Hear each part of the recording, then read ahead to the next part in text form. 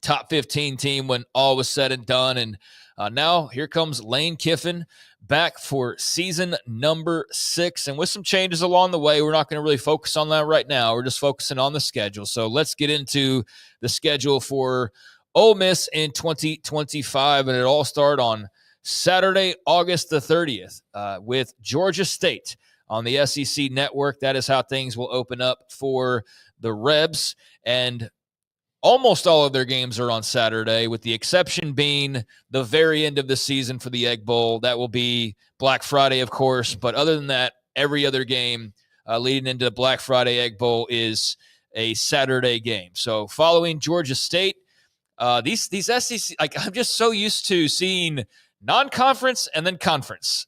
And that's it. But like now I feel like everybody's kind of all over the map. Like even with K-State and Iowa State now starting off with a big league game, they've wandered into it. But yeah, you go Georgia's wild, huh?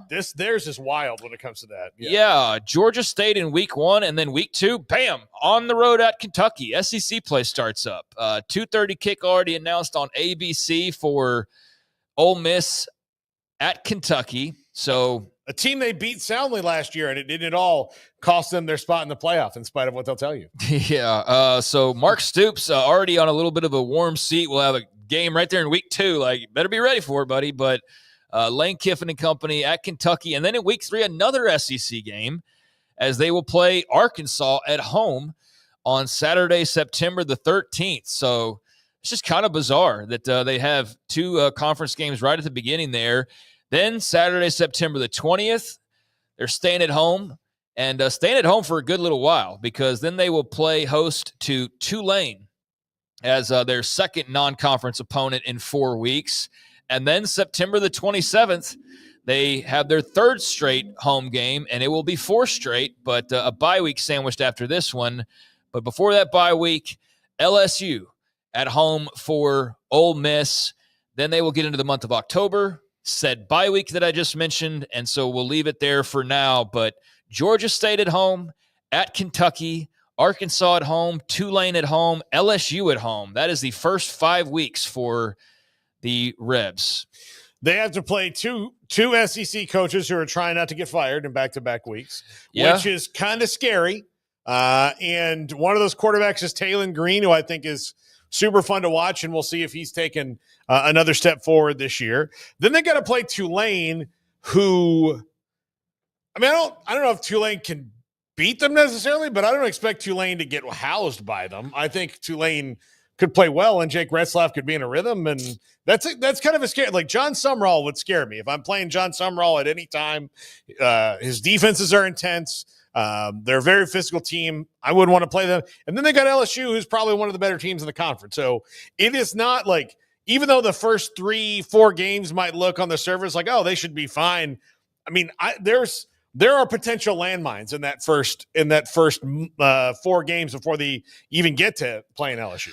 There certainly is. And this is just a really weird schedule. The way it starts off with a non-con, 2 SEC games, another non-con, another SEC game.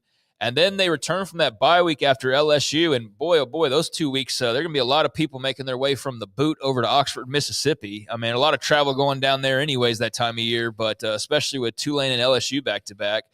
So once they get back from that first bye week, Game 6, Saturday, October the 11th, we're back to the non-con, as they will play host to Washington State. And that'll be the 4th consecutive home game for Ole Miss at this point, and they're 5th in their first 6 games.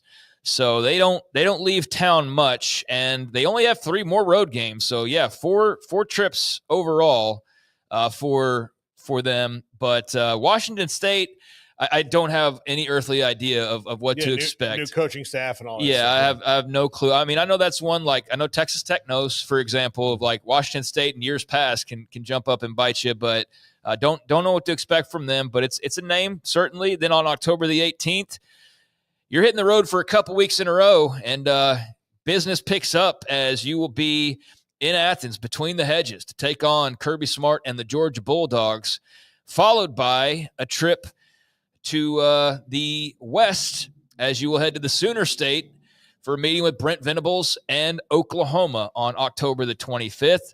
The following week, come back home And you get South Carolina, Lenora Sellers, Shane Beamer and crew. They're in Oxford. And then on November the 8th, back to non-con. So, like, it's just a weird deal as they will play host to the Citadel at noon on SEC Network, as that has already been announced. And then one more game before they get to their second bye week, and it will be at home, third consecutive home game, 8th overall for Ole Miss, as they will play host to Florida on November the 15th. So that is where things will end as far as their second stretch. One more bye week to follow, and then, of course, they return on what will be Black Friday for the annual Egg Bowl game. I'm just going to skip because there's only one game remaining after that bye week. So you jump over that second bye week, and then you have your 2 weeks to prepare for Thanksgiving and prepare for all the great sales and prepare to face Mississippi State in Starkville. So their fourth and final road trip and final regular season game. So that third stretch is pretty interesting stuff. Washington State at home, at Georgia, at Oklahoma, South Carolina at home, the Citadel at home, Florida at home, and then at Mississippi State. Yeah, you could, if Ole Miss comes out like a house on fire and proves me wrong on this, that's fine. They've got a good coaching staff. That Lane Kiffin always recruits good athletes and all of that. But if you told me this team is 7-5 this year, I mean, look, LSU, Georgia, Oklahoma, South Carolina, and Florida, can all hang L's on them. And then look, they took a rando last year to Kentucky, and I think Austin Simmons is going to be good. A lot of people think he's going to be great. There's a lot of hype building up for that young man. There is, but they lost Jackson Dart, they lost Trey Harris, they lost a lot of guys off that team. They've got to rebuild it back, and this schedule is not like as straightforward as you'd want it to be, especially when you get into October and you got to play Georgia, Oklahoma, South Carolina 3 weeks in a row. Yeah, that's the interesting stretch for sure. Yeah, there's no denying that. I mean, that's a on the road in Athens and Norman, back-to-back weeks. That's tough. The only time they go back-to-back on the road all year long is Georgia, Oklahoma, and then, South Carolina at home. They'll be tough. So that middle October to late November stretch, those 3 games in particular, sandwiched by Wazoo and the Citadel. That's definitely the one where your eyes go immediately when you go, where could things stumble? Right there. Although you do have some winnable games there at the front, but enough talent to if Taylon Green has an incredible game or something, then, maybe they do stumble earlier than that. But there is Ole Miss in 2025.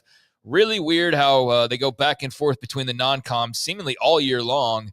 But that's the way the schedule is set up. So there you go. I'm thinking, what is their over-under? Let me see real quick. What do you think it is just off the top of your head? I'm going to say 8.5 or something. 8, 8.5.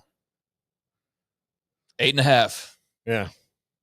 No, it's easy to guess, actually. I mean, they were gonna have a high number. So 8.5 is in fact the number for Ole Miss. And I mean, of course, the numbers are always compelling for a reason. That's why you bet them. It's why the over/under is always right where you think it's going to be. So 8.5. There's enough reason to go they could only win 8 games. I'm going to take the under. You are. I'll take the under. I'll take 8-4 or worse. Okay. Yeah, the other thing is the football gods, I think, are coming for them. And here's why I think that. They did so much bitching and moaning about the playoff last year. And then when you go, but what about the Kentucky game? They're they're a 5-7 or 4-8 team in our league. That's 12-0 in every other league. And right. Yeah. No, it's 4-8 in every other league. That's when I wander into the whole discussion, and it's not an anti. That's when I finally go, okay, this is really. So you're trying to spin this. You can't all use that same, no matter what our record it is, doesn't matter because we play in the SEC. You can't use that card for everything. They sure as hell tried to use it last year, though. They, had a compelling case like others did to some degree, but it did not matter. So here we go. Another year with Lane Kiffin, and looking to, I just had that year by year pulled up in front of me. I think it would be the 3rd year in a row they're looking for double-digit wins. And looking for double-digit wins in 4 out of the last 5 years, 10-3 last year. 11-2 the year prior. They won the Gator Bowl last year, won the Peach Bowl the year before.